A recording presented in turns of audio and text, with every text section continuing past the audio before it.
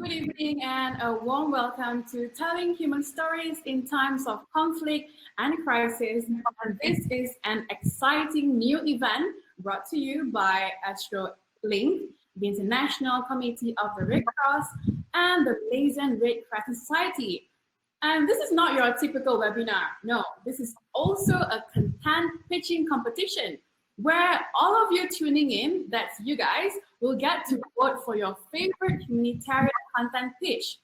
The contestants you will hear from this evening are some of the most prolific content creators from across the country, and many of the amazing journalists and media personalities whose most of their works we all have come to rely on so heavily, especially during this pandemic time. Now, before we start, let me just guide you through tonight's event. But first, please pay attention to this webinar hygiene video. Welcome to Astro Awani Link's brand new webinar platform. Designed to enhance your experience. That you shut down other video and audio tabs to clear up the bandwidth for a better experience. If you experience any technical difficulties such as lag or interruptions, please click on the red reconnect button. If there is a major glitch that is experienced by a majority of the people in the room, relax, you will be taken to a new room automatically. Sit back and relax. If you have a question you would like to ask the speakers, kindly mark your remark. If you have a question you would like to ask the speakers, and finally, mark your we would remark. appreciate it if you could tell us what you think of your webinar experience. Tell us give us what a you 5-star think rating if of you your like the webinar session, experience. and write to us Give via us the a 5-star contact us rating form if you on our like the website. session, and write to us via the contact us form on our website.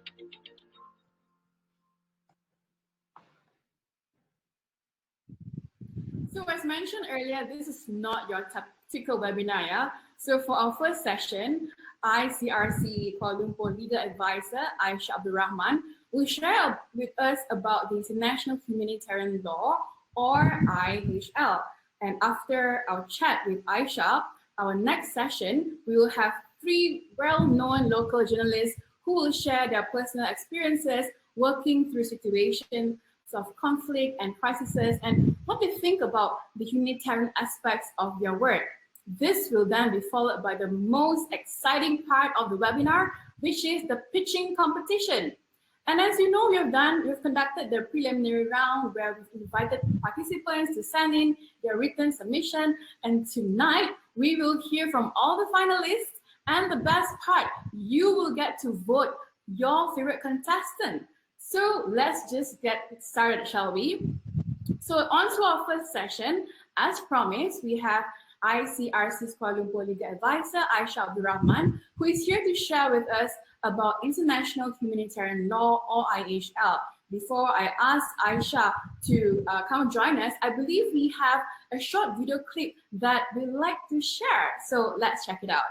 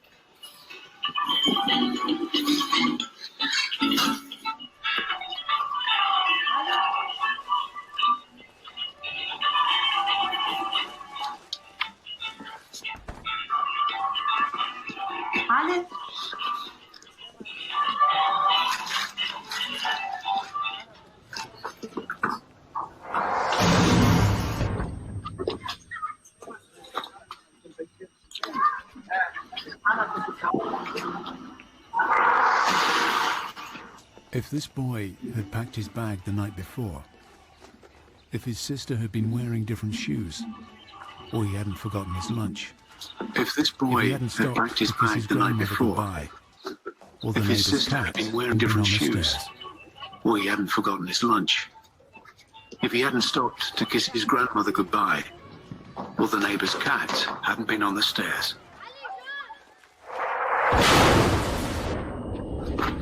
this story would have been the same.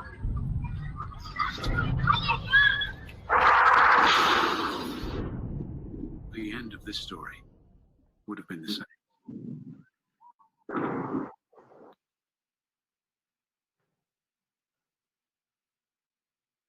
And yes, Aisha, please join us now.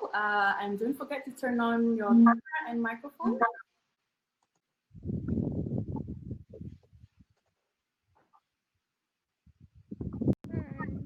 Hi, Aisha. Thank you for being on the show. So just a little bit of background about our speaker for today. So Aisha engages and assists national authorities in Malaysia, Singapore, and Brunei to rectify, implement, and disseminate IHL treaties and norms. So before joining the ICRC, Aisha worked with human rights and rule of law bodies and projects based in Malaysia, Scotland, Ukraine, and Colombia. Through her 10 years of experience, she has advised regional treaty and legislation committees and co-written papers for law reforms to promote international normative standards. So Aisha, you're pretty impressive by that, I must say. So perhaps you could just, for a start, share with us, in short, what exactly is IHL? Thank you, Celine. So essentially, IHL is a law that governs fighting, conduct of hostilities in a war. So the aim of IHL is essentially to limit the impacts of war on civilians and those who are no longer taking part in hostilities. And these people who are no longer taking part in hostilities would include wounded soldiers, for example, and those who are injured, combatant fighters who have been injured, and of course, the prisoners of wars as well. Now, there are currently 28 treaties in relation to IHL, and IHL can be found in these treaties as well as customary, what we call customary international law. And the latest of these treaties, of course, is the 2017 Nuclear Ban Treaty, or Treaty on the Prohibition of Nuclear Weapons, or in short, as we also know it as TPNW, which Malaysia signed back in September this year and would take legal effect in January 2021. And I think for some of us, especially about the IHL and you think about war, right? So like Malaysia we are safe. So what does it got to do with us? So for perhaps how that maybe, for example, in Malaysia when we don't really see so much physical war that's happening at the moment. Sorry, could you please repeat your question? I think there's some connection issues just now. Oh, sure. So what about countries such as in Malaysia where we don't really have war, and probably the only war that we are combating with is war against COVID-19. So how does that perhaps IHL impacts us regular folks in Malaysia? So, I mean, if we ask ourselves these questions, I think now that we're living in this pandemic, don't we wish now that we knew more about public health systems and preparation, how to basically prepare ourselves living in a pandemic now that we're living in one? At least we wish that we could have known more about it just a year ago or so.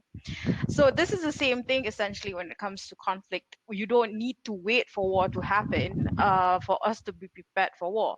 So we need to be aware of what does it take, how, what we are entitled to, the kind of protection that we should and must get, and we should also be aware of what fighters and combatants should do and should not do. So, and because the reality is when war happens, it's only death, destruction, and chaos. And in that sense, like we might not have time to get to know all these things because it's a matter of survival by then. And this is the reality, like say for example, when it comes to, if I can illustrate, when it comes to the threat of nuclear weapons, do you know that actually now we have more than 13,000 nuclear weapons? At least that's how many we believe. There could be more. And these nuclear weapons that we have today are actually more powerful than the ones that exploded in Hiroshima and Nagasaki.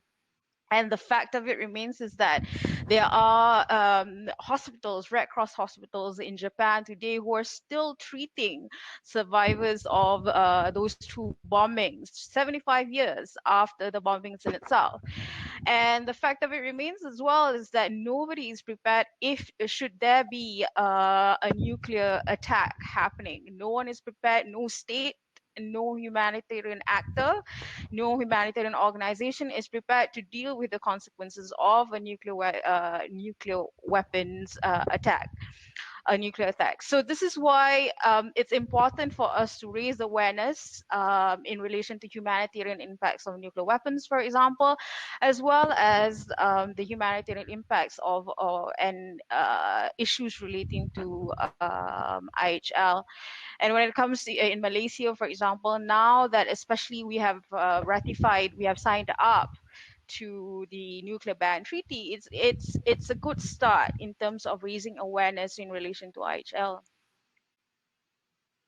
And for example, how does IHL protect us, for example, reporters, everyday folks, and non-soldiers? Could you describe that a little bit more?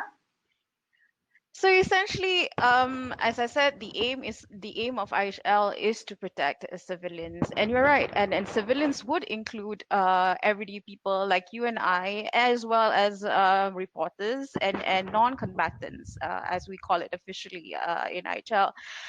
So I would say that there are two ways, and these are based on two basic rules of IHL. Firstly is the fact that IHL distinguishes between civilians and fighters, as well as civilian objects and military objects. Now, what this means is essentially that everyday people like us, including reporters, and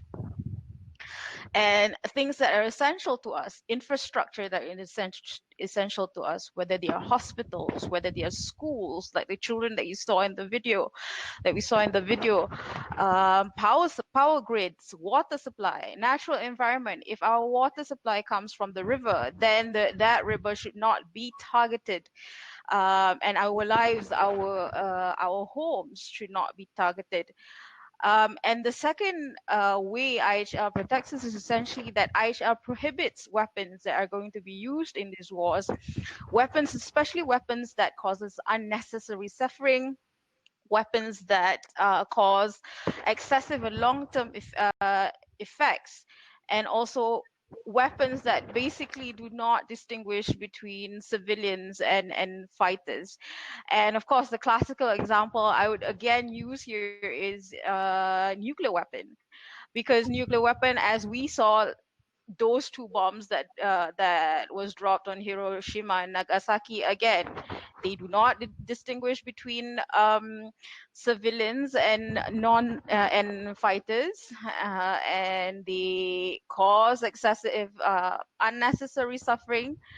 And they would also cause long-term effects.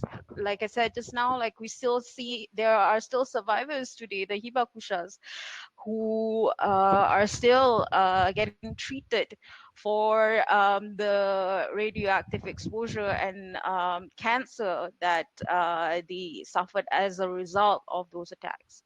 So these are some of the ways that IHL specifically protects civilians, including you and I, and as well as, of course, reporters on the battlefield. Thank you for your explanation, Aisha. That was perfect. But before that, is it possible for you to switch off your fan? Because I think there's too much breeze that we can see. So, yeah. Thank you, I will. But sure. I was wondering, do you also happen to have a footage that you'd like to share with us on a bit more on IHL?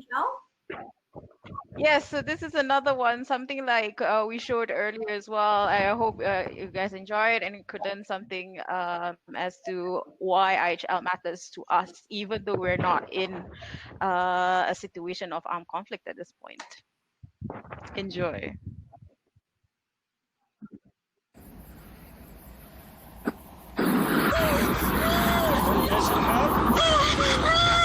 كيف الحال؟ بعرف يا قلبي، بعرف وحياة الله بعرف، يلا بس انت بطل معك، وحياة الله بعرف، يلا يقبرني البطل، بطل معك، ها؟ يقبرني البطل، جاي يا قلبي جاي وحياتك جاي، هلا بتوصل، جاي يا قلبي جاي وحياتك جاي، هلا بتوصل، رايحين لمطرح مشكلتك، رايحين لمطرح مشكلتك، ايه وحياتك رح اشيل لك الوجع كله يا قلبي، ايه وحياتك رح اشيل لك الوجع كله.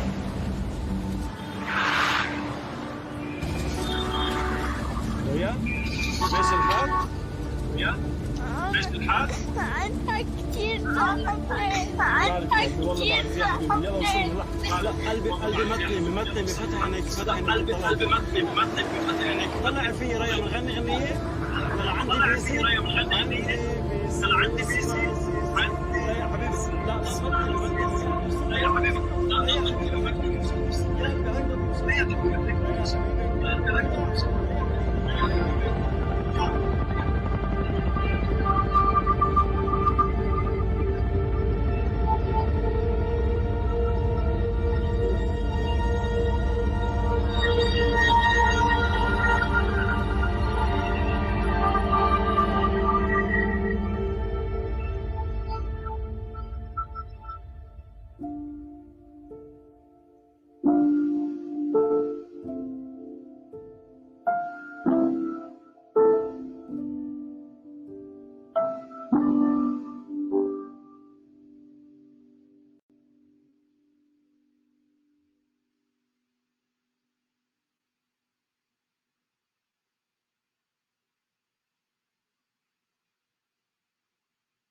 Wow, watching that video just gave me goosebumps. I don't know about you, Aisha, but yeah, these are the examples, I guess, depicting what probably a glimpse of what actually, the gravity of it in the real life situation on the ground, wherever these, countries of conflicts are. But I guess as mentioned earlier on this webinar, if you have questions, please feel free to drop them in the comment box, and we will get our speakers to answer your questions. But if not, probably I want to continue with, perhaps due to time limitation, this could probably be the last questions for Aisha, especially now that we are in the midst of journalists and content creators, right? So my question to you is, do you think there's enough awareness? Because we talked about, how it's a great sign that, Malaysia, we've ratified and signed the treaty on the prohibition of nuclear weapons. But in terms of the awareness, what are your hopes or your expectations?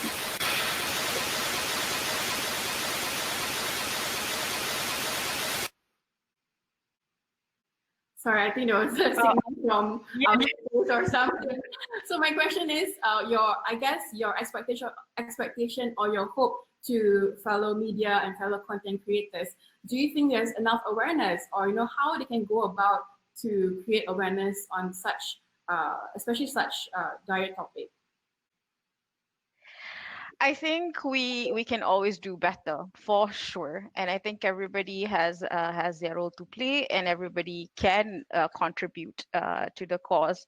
As you can see just now, I mean, these are the wonderful work. I mean, those videos that we showed, for example, are the product of the wonderful work that our communications team, for example, who comprise of most of them, I understand, will be former journalists and former media people as well. And I've always believed that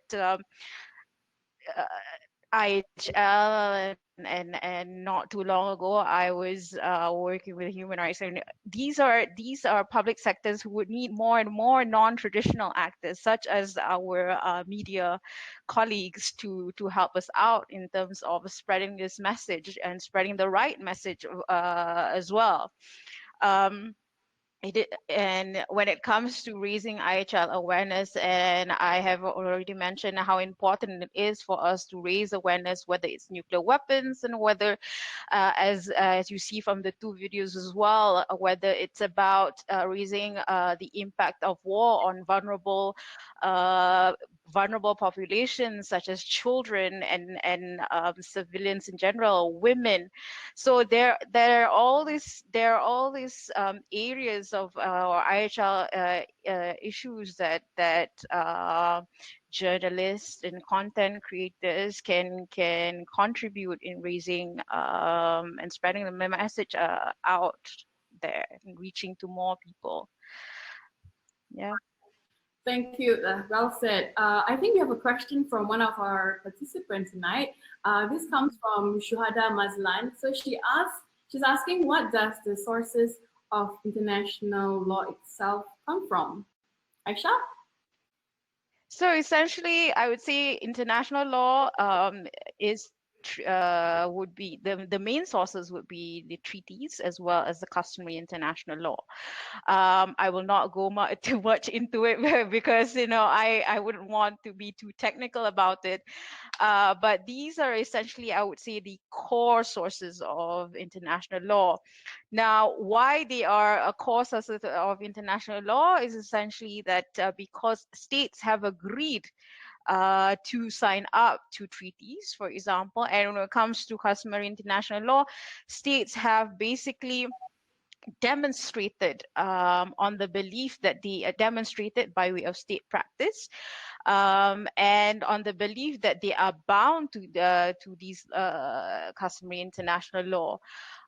So because of that, because IHL is a branch of public international law, this is why treaties, IHL treaties and customary international humanitarian law would be the main source of international humanitarian law. All right, thank you. So I think today we learned a lot, yeah? I mean, short of going in depth into all the laws and legalities, but I'm sure for those out there who want to know more about IHL and treaty and just, read up more stuff, you can just, find them on internet, or you just go on ICRC's website. I'm sure all the informations are out there. Right, Aisha? Yes, we live in this wonderful age of information, and it's all online. And myself and my colleagues at ICRC are always there for you guys to help. Should you need more clarification, but do check out our website. And if you are particularly interested in knowing what IHL is about, there is a War and Law Resource Center that you can help yourselves to, and you can also find these videos that we shared and more on YouTube as well, and some of them are available on Vimeo, so they are all public access, and you can avail yourself to them at any time. And should you need more, do reach out to us. We're happy to help you. And I guess we only have so much time to cover so much about IHL and the treaty and stuff. So we'd like to thank you very much, Aisha, for your time. Thank you, Aisha. So that's ICRC's Kuala Lumpur Legal Advisor, Aisha Abdul Rahman. Thank you so much. So now let's move on to our next session, which, thank you for having me. Yes, thank you. Which I personally feel most honored to be amongst the most experienced journalists I know. And I'm sure some of them will agree with me. It's kind of a different experience for them, being on the other side, being the ones being interviewed tonight for a change. Let me just bring them up to you guys and introduce our speaker or our panelists for today. First up, we have Adila Razak. She is Special Reports Editor at Malaysia Kini. She has been a journalist for 11 years. She's very passionate about social justice, human rights, and good governance, and likes exploring using data and technology to discover new ways of doing journalism. And she is also a fellow Chevening alumna. And next we have Femina Kaushi, who is an independent broadcast journalist and gender activist. She's currently the host for TV3's financial talk show, which is called Money Matters. She also hosts and produces the online talk shows called Tea with Femina and The Point. Her work focuses on economics, politics, business, and technology issues. Social justice and gender mainstreaming are her key policy angles on every story. Last but not least, we have Hilal Azmi. He is the head of Youth and Social Media Initiative at Astro Awani. He has over 8 years of experience in the field, where he carries several roles such as journalist, publisher, editor, and news reader for the organization. Known for his expertise in reporting from location, he brings with him a vast set of exposure. So in this, let's bring the panelists up so we can get on.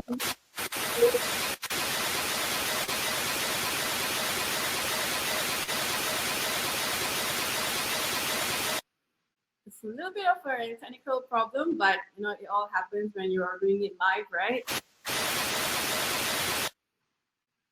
Bear with us. So thank you all for joining us tonight.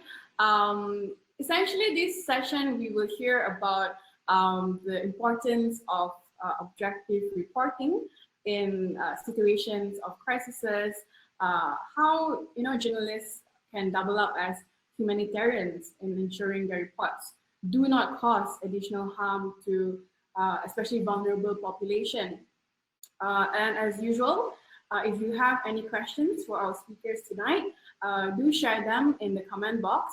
But first and foremost, I think we are still trying to reach Femina. While we get her on back on the show, let's just start the questions rolling. I'd like to ask this first question to Ihl. Based on your experience covering vulnerable populations, such as your project on loan passage on child refugees and COVID-19 trackers, what do you think? Should journalists consider the impact, or rather the humanitarian impact of their work on these communities? Could you share your experience or your views? Yeah, thanks a lot, Sulin, and thanks for having me in this discussion. I think your question is whether journalists should consider the humanitarian aspects of their reporting. I think absolutely the answer is yes. Especially if you're reporting on vulnerable groups, this is something that you definitely have to consider, because your report isn't just about I want to report about something that has happened.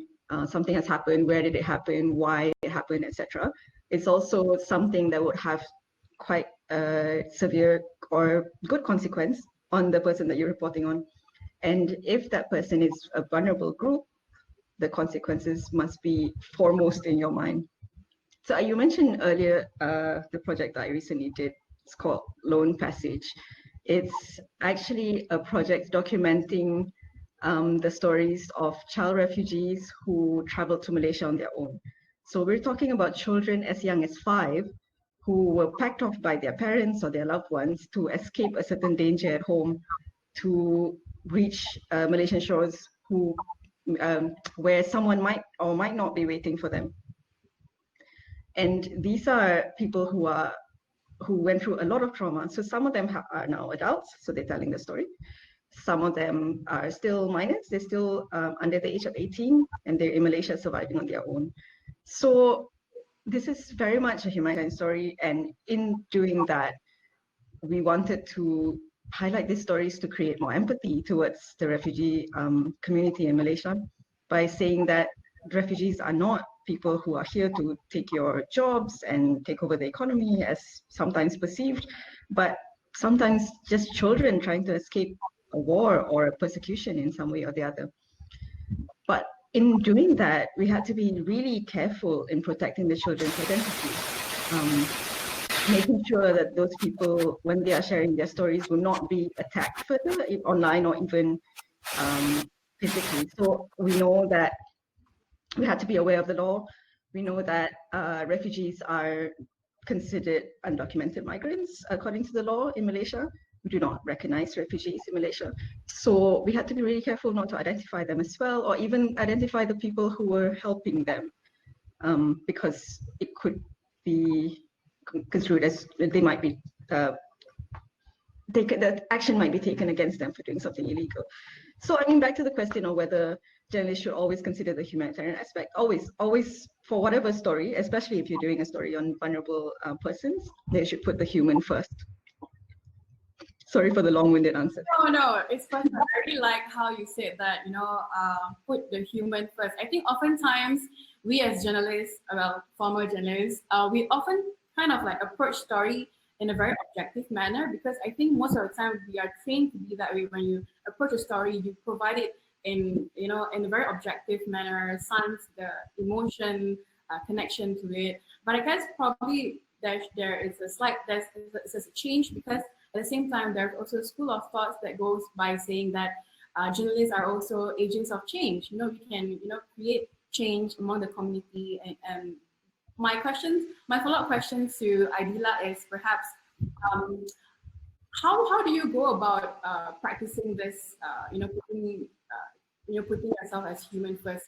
In some organization, probably they are trained to, you know, report news or report the story as objective as they can. I don't necessarily think it's one or the other. You can be very objective and fair while at the same time considering the human cost and human aspects of your story. It's just considering that humanitarian aspect doesn't mean that you're being unfair or you're telling a story that's biased, etc. I think the basics of journalism, that you have to make sure that everything is verified, make sure that you are telling a story that is true. Those things are still paramount, but we shouldn't think that just because we're doing that, we have to forego aspects that you have to consider the impact, the consequence of your story, not just on your sources, also on the wider society. So these are kind of the humanitarian aspects that you must always consider. I don't think it's enough to just say, okay, I ticked all the boxes, these things are true, and then I have no responsibility over what happens next.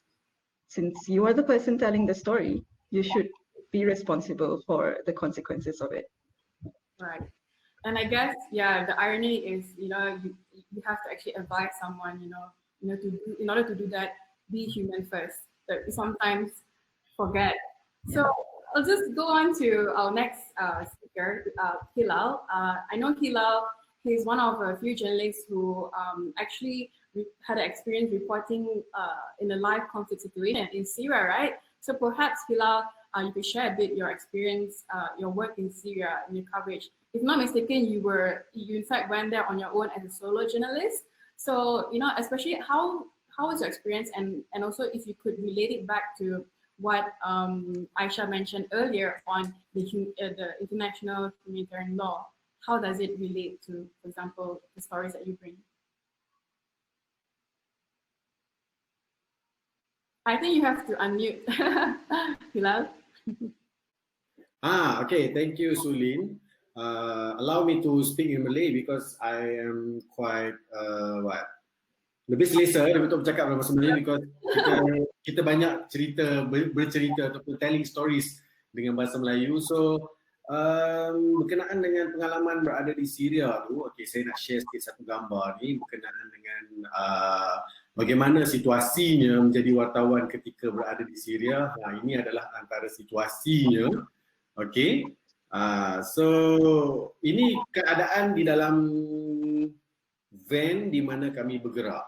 Jadi situasi ini bukan satu situasi yang mudah. Banyak orang membayangkan bila kita pergi ke ataupun membuat liputan ke zon krisis ataupun zon perang ni, orang selalu cakap bahawa kita akan mungkin ada pengalaman yang bagus, ya, pengalamannya sangat baik dan sangat hebat. Tetapi cabaran dia juga satu benda yang mungkin kita nyata berbeza dengan apa yang kita bayangkan selama ni. Okey, sebab ini adalah situasi di dalam van di mana kami bergerak dan diikuti di kawasan ini, di mana ini adalah dataran di tengah bandar Aleppo di mana bermulanya revolusi Syria yang telah menyebabkan berlakunya perang saudara sehingga ke hari ini yang dah nak masuk tahun hampir 10 tahun sudah. Revolusi ini yang menyebabkan perang saudara yang berpanjangan, dan kita tahu situasi krisis ini bukan situasi krisis yang biasa-biasa, tapi dia bencana kemanusiaan yang cukup dahsyat. Jadi dalam kita untuk bercerita tentang benda ni, benda pertama yang kita kena buat adalah kita betul-betul belajar bagaimana cara untuk berhadapan dengan situasi ini. Okey, ini situasi yang ketiga saya. Ini adalah situasi di hospital Syria.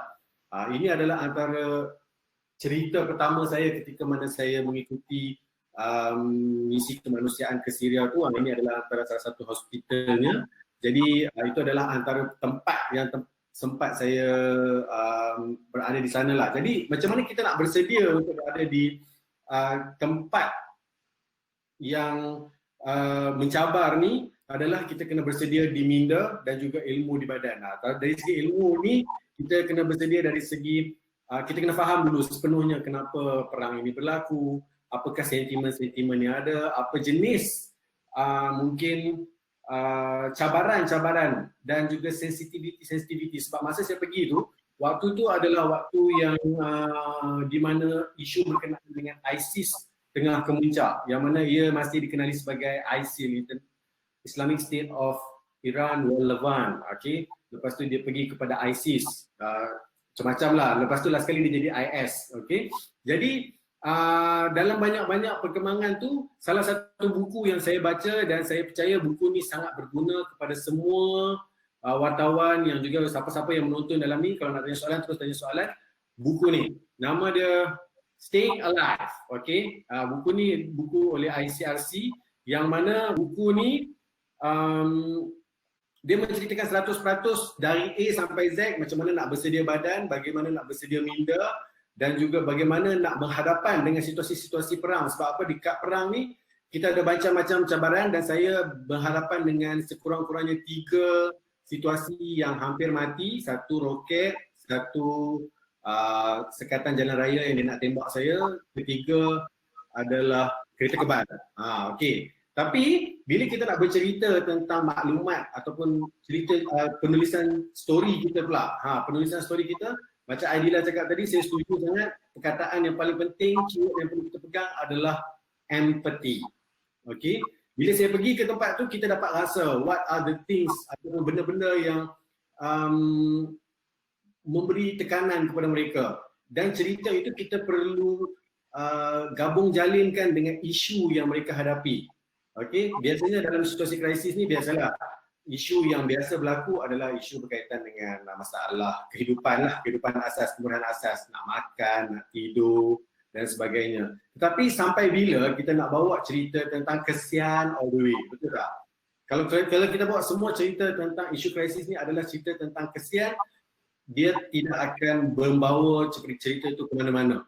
Tetapi bila kita kaitkan dia dengan isu-isu yang mereka hadapi itu dengan fakta-fakta, maka dia akan mempermudahkan kesan pada cerita itu untuk lebih mencapai dengan lebih banyak orang. So benda ni yang akan menyebabkan kita lebih mudah untuk bercerita. Saya rasa saya menjawab ke soalan sulit, is it? Ya, betul tu. Terima kasih atas perkongsian, dan saya rasa kita ada soalan daripada audience kita. Tapi sebelum itu saya ingin berkongsi lah. Saya juga sebab ketika saya sebagai wartawan melakukan liputan di Somalia pada tahun 2011, kebanyakan orang ketika itu tanya sebab kenapa nak pergi negara bergolak, dah tahu bahaya kan. So dari segi ada tak macam mendapat persepsi yang sebegitu? Sebab ini soalan juga saya nak kaitkan kepada soalan oleh Afika yang dia berminat nak tahu apa yang menjadi penggerak atau motivasi untuk buat keputusan untuk melakukan liputan di negara yang dalam keadaan berperang lah macam Syria, dan macam mana reaksi keluarga Hilal? Okey, Afika, saya soalan awak tu saya nak jawab sekarang. Okey, juga soalan sebelum itulah. Okey, apa yang penggerak kepada motivasi? Sebab macam saya ataupun kami di Astro Awani selalu percaya bahawa sebarang bentuk cabaran. Cabaran itu biasanya datang dalam bentuk krisis, dalam bentuk konflik. Tak kisahlah konflik dalam office ke, konflik negara ke. Benda itu, konflik dan krisis biasanya akan mendatangkan satu peluang baru. Okey. Jadi itu adalah antara penggerak utama kenapa saya membuat keputusan untuk mengikut NGO bernama MAPIN dan Malaysian Lifeline for Syria pada ketika itu untuk membuat liputan di kawasan krisis ni. Jadi saya faham reaksi keluarganya memang mencabar, tapi saya nak satu peluang dan satu cerita yang menarik tentang benda ni ialah reaksi keluarga saya pada ketika itu. Reaksi keluarga saya yang mana sebelum ni mak bapak saya mungkin dia susah nak adopt teknologi, okay? Dia nak dapatkan maklumat menggunakan Twitter ke, Facebook ke, WhatsApp ke apa ke, dia memang susah nak buat. Tapi hanya disebabkan saya membuat laporan di kawasan zon perang ni, mereka terpaksa mendaftarkan diri untuk ada akaun Facebook, Instagram, Twitter sendiri. Sebab saya cakap kat mereka, saya tak boleh nak bagi personal one-to-one update to you because my first priority masa tu adalah untuk memberi laporan berita. Jadi untuk pastikan bahawa saya ni masih hidup, you tengoklah my Twitter sama ada dia masih ada atau tidak, dekat situlah dia ada. So macam tu. Jadi dengan macam tu juga kalau kita tengok balik krisis yang kita berlaku sekarang macam COVID-19, kita tengok banyak juga cikgu-cikgu ataupun banyak juga tempat yang sebelum ni mereka tak ada akaun Telegram contohnya, okey, akaun Telegram untuk dapatkan maklumat dengan lebih cepat. Sekarang kita tengok pengguna Telegram tu automatik meletup, banyaknya semua nak dapatkan maklumat terkini dan paling cepat daripada pihak ICRC ataupun pihak Kementerian Kesihatan. So sebenarnya di sebalik krisis dan juga konflik ni, dia akan sentiasa ada ruang dan peluang baru, dan itulah ruang dan peluang yang bukan saja untuk kita bawa gaya bercerita yang baru kalau dalam perspektif jurnalismenya, tetapi dia juga membawa peluang yang lebih baik untuk kita bawakan mesej-mesej di sebalik berlakunya konflik itu kepada dunia dengan cara yang lain. Dan dekat situ juga sebenarnya tempat di mana saya pertama kalinya memanfaatkan solo journalism punya style dan kaedah untuk melaporkan, yang mana dia terus jadi satu template khas untuk kami di Awani juga bagi memudahkan lagi proses membuat laporan di lapangan. Baik, terima kasih Hila atas perkongsian. Saya rasa ada juga follow up question. Saya rasa Hila boleh jawab dalam komen box. Salah bertanyakan selamat atau tak untuk wartawan berada di Syria. Sebab kan soalan kalau boleh, ataupun Hila ada jawapan ringkas. Kalau tak, saya terus kepada Femina. Macam mana? Okey. Selamat tak wartawan berada di Syria? Oh, okey. Selamat atau tidak memang tak selamat. Kita ada IHL, tapi kita tahu IHL itu adalah dia punya rule undang-undang dia, tetapi di peringkat lapangan mungkin dia masih lagi tidak berjalan dengan lancar. Bahaya memang bahaya, tapi kesimpulannya senang cakapnya tak pergi Syria pun juga kat Malaysia pun masih juga kita ada kemungkinan tak selamat tu. Memang tugas untuk media. Kalau bukan kita yang cover, siapa yang akan cover ataupun suara unrepresented or vulnerable population. Saya nak teruskan dengan Femina. So, saya pun dah mix diam dah. So I want to catch you before because we miss you in the first few minutes. Yeah, it was a little buggy here and there, but I did catch snatches of everyone's conversation. Thanks, Solin. So before we go to Femina, I just want to share that Astro recently ran several polls on IG to promote this event last week, and one of the poll was a yes/no statement that when the question was the media should report all facts and comments even if they could endanger vulnerable population. So now interestingly, 75% of respondents agreed to this statement while 25% said no. So clearly there's an expectation on journalists to report everything and not sanitize our content. Because it might hurt someone or even a group of vulnerable people, which brings me to my question to Ina. As a journalist, a speaker, presenter for many years, and I'm sure you're certainly an influential media personality in Malaysia. So given your profile, you bear a heavy responsibility as a journalist to ensure fair and objective reporting in your work. So do you think that proactively thinking about the impact of your work on certain groups before reporting it might compromise on that objectivity? Wow. All right. Sulin, that's a great question. And I also think that's a very interesting poll to put forth to the general public, mostly because let's put it this way. All right. It's all about these days hacking hate capitalism and social media algorithms. Now, Malaysians are increasingly digitalized. We are very, very online. In fact, MCMC's 2018 Internet User Survey shows that 87.4% of us are online, and it increases with each and every year. But at the same time, we do not have any blueprint for digital hygiene or digital education that comes through at any of the levels of education, be it primary, secondary, or tertiary education. So that whole maelstrom put together with everybody often getting their news of social media, such as Facebook, Twitter, and what have you, that brings about the perspective that it's okay. As you said, 75% of those polls replied that it was okay to actually put out information that might be damaging to those groups that are already been made vulnerable. And as a journalist, I truly believe that is not all right, because journalistic expression is not actually a free-for-all, but rather speech constrained by ethical values. Now, when it comes down to the way in which social media platforms are built, anybody who has a much larger, let's say, Twitter profile, for example, and this would also include politicians, policymakers, etc. The same value of media codes that apply for traditional reporters also have to apply to them, because they are using their social media as a way to disperse news. So it makes a difference, the tonality as well as the manner in which that they are putting forth their perspectives. So you cannot just make a blanket statement saying, let's look at perhaps the way news has been covered about marginalized populations during the pandemic and make irresponsible statements and say that this is in the quest of putting the truth all out there. It always has to be framed, it has to be phrased and contextualized against the background of what is happening. Let's just look at what happened much earlier this year, when, of course, an international broadcaster was brought to heel by not just policymakers, but the broader overarching structures of media control in the country for reporting on the treatment of migrants. And so were reporters who, covered the same issue. Cycle all the way back to many months down the road in December 2020, when you have the Human Resources Minister himself, today's headline, actually saying that,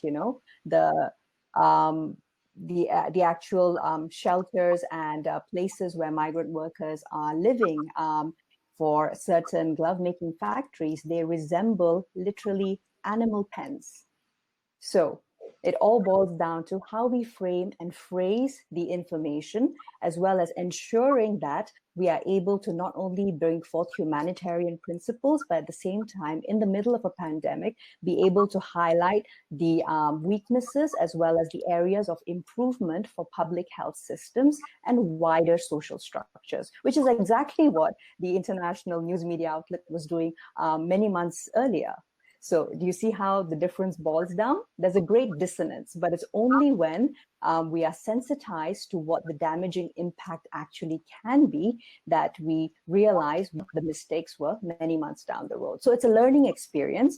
And I think it's all about being sensitized to the fact that we ought not to make the same mistakes again, and allow for not just freedom of expression, but for ethical journalism within the boundaries of humanitarianism to actually go forth and put all the topics out there so that we can make better, more informed decisions, not only at policy making, but even as media consumers. Yeah.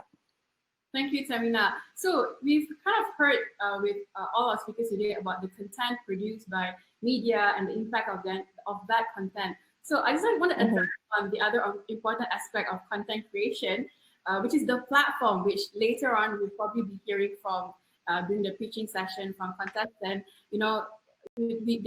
The social media platform it's all out there. We live in a digital age. 80% of people consume the news on social media platforms.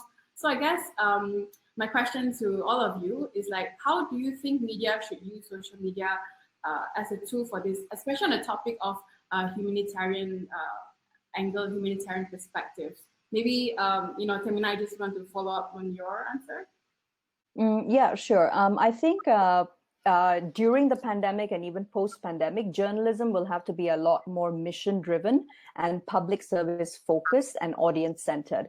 This is because as much as we are, not just as Malaysians, but as global citizens, spending a lot more time online these days, not just for news, but for entertainment and work, people are also slowly becoming a lot more discerning. So the focus has to be on accountability journalism, investigative journalism, basically with a capital J. And this is something that at least mass media wise, Malaysians at least, we are not only not very used to, we also do not have the pedagogical training or understanding from an academic perspective. So it will have to happen in leaps and bounds, but I think this is where the opportunity lies for not just citizen journalists, but also for media organizations to really take things forth. If you're already online, great. But therein lies an even bigger responsibility than you had, let's say, in January 2019 or January 2020. Yes. And perhaps, Adila, you want to add in, seeing that from a digital media perspective, you know, how can social media be a tool to highlight more humanitarian perspective? I think just as any other medium, social media is just a medium of how you report. So the same way as you want to bring forward, take a more humanitarian approach to your reporting for text, for broadcast, for anything, it's the same way as you would do it in social media. The good thing about social media is that people don't have to be a traditional audience to actually get your content. So they may be just someone who's scrolling through their feed and a friend has shared their thing or whatever. So this just means that you have a wider audience, and if your intention is to create more empathy, to have more reports which highlight humanitarian issues, then of course these sort of mediums would be very useful for your cause, because you're not just talking to your traditional audience, you're talking to people on social media who may not have heard of this even, but just found out through an Instagram story that their friend shared. I'm a big fan of Instagram stories and Snapchat and things like that for telling this kind of stories, because I think they're very engaging and they reach out to a non-traditional audience.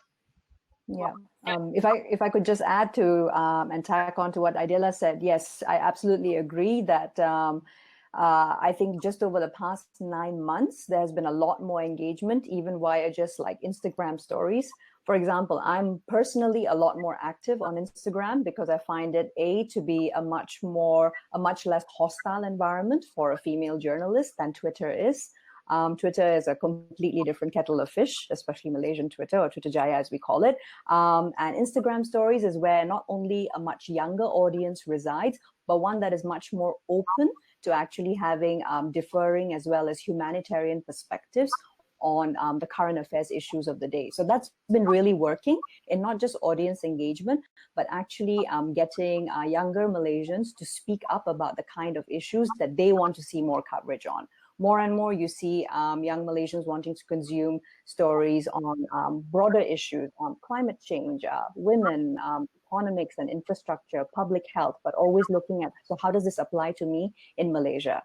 You know, for example, I remember earlier this year, there was a lot of criticism in the beginning about how, okay, you know, the Black Lives Matter movement, but at the same time looking at the structure of institutionalized racism back at home.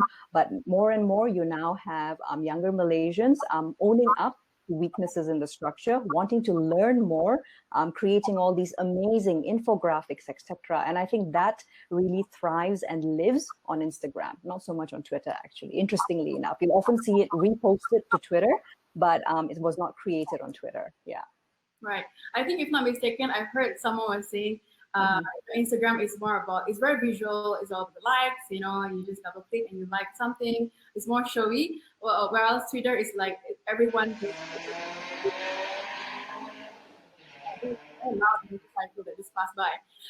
So let's move on to we have a question from the audience. I think this comes from anonymous, do not want to be named. The person asked, does it mean social media may become new policy maker? Anyone wants to take this question? Okay, boleh saya jawab. Saya rasa mungkin dia boleh jadi policy maker sebab dari segi engagement wise di seluruh dunia sekarang ni, kalau kita tengok media sosial ni dia lebih menguasai perbualan manusia di seluruh dunia. Sebab apa? Bila kita bercakap tentang memberitakan ataupun bercerita tentang isu kemanusiaan ini, mesti dia kena lebih manusia lah sifatnya, kan mesti lebih human sifatnya. sebab manusia dengan manusia yang nak communicate. Jadi ada kemungkinan social media ni boleh membentuk satu polisi, sebab kita tengok juga banyak gerakan-gerakan yang telah dibuat untuk untuk memastikan satu-satu isu itu dijayakan mengikut kehendak netizen. Okay, so-called netizen. So siapa netizen ni? Netizen ni adalah sekumpulan manusia yang paling bising di media sosial. Itu bagi saya masuk netizen tu. Sebab dia macam sebenarnya suara majoriti, tapi dia bukan majoriti, tapi dia adalah sekumpulan account, sekumpulan manusia yang berinteraksi, yang membawa satu mesej yang sama. Jadi mereka inilah yang selalunya juga akan membawa kepada satu-satu konteks kepada isu-isu tertentu, dan kita ada banyak juga isu yang telah pun berjaya digerakkan oleh netizen-netizen ni sampai tahap mengubah polisi-polisi yang ada di Malaysia sendiri pun. Okey, kalau macam contoh kita tengok ada soalan pasal dari Ayuni Channel yang mana dia ada tanya pasal dalam local konteks apa cabaran dia untuk suara-suara vulnerable groups ni untuk lebih kedengaran. Sebab saya rasa sekarang ni pun memang suara-suara mereka juga banyak diketengahkan di media sosial dan banyak juga yang viral. Okey, tapi satu isu yang paling besar sekarang ni adalah dilema yang ada dalam polisi di seluruh dunia ini. Sebab kita mungkin ada IHL yang akan membantu untuk memastikan setiap perkara ataupun walaupun berlaku perang, dia mesti dalam etika yang tertentu. Okey, perlu memenuhi etika yang tertentu. Tetapi cuba bayangkan setiap negara dia ada rule of law itu sendiri. Kalau contoh di Malaysia, okey, kalau ikut IHL ni kita kena bantu mereka yang datang ke Malaysia untuk mendapatkan ataupun pelarian-pelarian yang cuba mendapatkan bantuan. Tetapi kalau dalam situasi krisis pandemik COVID-19, kita mungkin perlu beri perhatian ataupun prioriti kepada rakyat Malaysia punya keselamatan dulu sebelum kita cuba membantu orang luar yang datang untuk mendapatkan bantuan, betul? Jadi mungkin mereka ini masuk ke Malaysia dari segi rule of law-nya salah. Tapi dari segi kemanusiaannya kita tetap membantu mereka, bagi mereka keperluan asas untuk makan dan tempat tinggal sementara sebelum kita terpaksa hantar mereka pulang atau membuat apa-apa keputusan selepas ini. Jadi bagi saya apa yang mungkin perlu dilakukan di media sosial dalam kalangan wartawan terutamanya ataupun dalam jurnalisme ini sebenarnya bagi saya dia adalah the power of sharing dan juga engagement. Sebab kita lebih banyak, sebab saya perasan wartawan-wartawan generasi baru banyak sudah engage di media sosial. Ada yang suka engage di Instastory macam Femina, ada yang suka di Twitter. Kalau saya suka dekat Twitter walaupun dia sangat toxic seperti Femina, saya percaya, saya pun setuju benda tu. Tapi kita boleh pilih di mana tempat kita nak engage. Tetapi bila kita nak bawa mesej-mesej positif ni, satu perkara yang paling penat untuk kita kekalkan ialah untuk pastikan momentum itu sentiasa ada.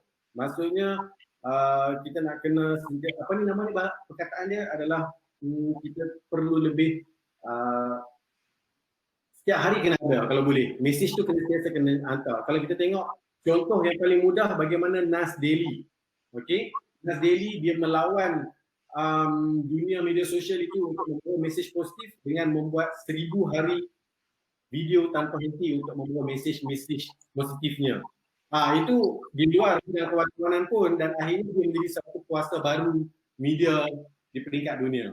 Ya. Terima kasih Hilal, dan saya rasa masa agak kurang mengizinkan, tapi saya nak wrap up dengan mungkin soalan terakhir daripada audience kita. Saya akan combine dua soalan yang sebab lebih kurang sama. I think the first question, saya ambil soalan dari Nur Alia Zulaika. Dia tanya tentang what is yes, social media has been a powerful tool to tell stories and engage audiences. She's asking, is there any tips on how to write a hook or interesting aspect that they could engage with more netizens and social media users? And I think this tip also will be very important for our next session, which is the pitching section. And also with a question by Wan Samso Amli, I think he's asking, what's the most important element when you're talking about covering humanitarian topics? What was the most important element you have to bring forward, and also considering the impact of the story that you carry? I'll very quickly go for this one. I would say, first and foremost, be very aware as a journalist of your responsibility not to sensationalize. If you want to write a hook, a great hook can be accurate, but at the same time, it can also show humanity. And that should not entail sensationalization. I think every single day, if you're just reading along Malaysian social media, particularly news media organizations, you can tack out at least half a dozen problematic, deeply problematic headlines that are misogynistic in nature, or which are just basically unethical in the way in which they portray that issue at hand. So as a journalist, first and foremost, your responsibility is for it to be not just accurate, but show humanity and not sensationalize. Yeah, and there you've got a great hook in that. Thank you. Adila or Hilal, anyone wants to add? Okay, saya nak jawab, saya nak tambah kepada cadangan dan juga soalan daripada Wan Samsul Amli ni. Dia kata apa impact dia kalau dulu mungkin soalan ceritanya lebih panjang berjela dan sekarang ni lebih pendek terus kepada golongan sasar. So sekarang ni zaman dia adalah mungkin zaman digital ni dia lebih niche market. Dia ada lebih niche orang yang kita perlu target. Tapi biasanya apa yang kita nak capai ialah untuk pastikan apa yang kita sampaikan tu dibualkan. Mungkin, okey, saya membayangkan dia akan menjadi satu bahan bualan. Bila bahan bualan tu ramai orang akan cuba mencari jalan penyelesaian, dan dari jalan penyelesaian itulah kita akan ketengahkan menerusi laporan dan seterusnya yang mungkin akan sedikit sebanyak membawa manfaat tersendiri yang boleh akan inject kepada penyelesaian-penyelesaian yang boleh digerakkan bersama. Sebab kita manusia bukan hidup kita seorang saja, kita hidup kena bersama-sama dengan kawan-kawan dan juga komuniti kita. Jadi untuk cari penyelesaian itu, bila kita berbual, maka kita akan keluarkan cadangan itu. Maka sebagai wartawan kita akan compile semua cadangan itu. Dari cadangan itu kita akan bantu mereka untuk menyelesaikan krisis yang ada. Mungkin. Ya, mungkin. Yeah, Adila, maybe you like to share your thoughts? I think in general, writing hooks, finding the right hook, of course, you have to avoid sensationalism. You have to make sure it's ethical and truthful, etc. But generally, I feel it has to answer the so what question. I'm a member of the audience. I have so many things to read and watch. I have a lot of shows on Netflix still pending. Why should I watch or read your article? So your hook needs to answer that. So what? Why do I need to listen to this humanitarian story? Basically, that's that. You just need to answer that. What's in it for the audience? Right. And on that note, I think we don't have much time, but there's so many wonderful questions that we have from our audience tonight, and I'm sure some of our panelists had also managed to answer you, whether verbally or written in the chat box. Feel free to reach out to our panelists on their social media or LinkedIn if you want to know more. I'm sure they'll be gladly, they'll be so happy to help you, especially if you are an aspiring journalist or you just want to create content. And thank you so much, Femina, Hilal, and I wish you all the best, and keep on, creating content, positive content that has great impact, positive impact, and just keep bringing out the voice of humanitarian. Yes. Thank you so much, and thank you so much for your time.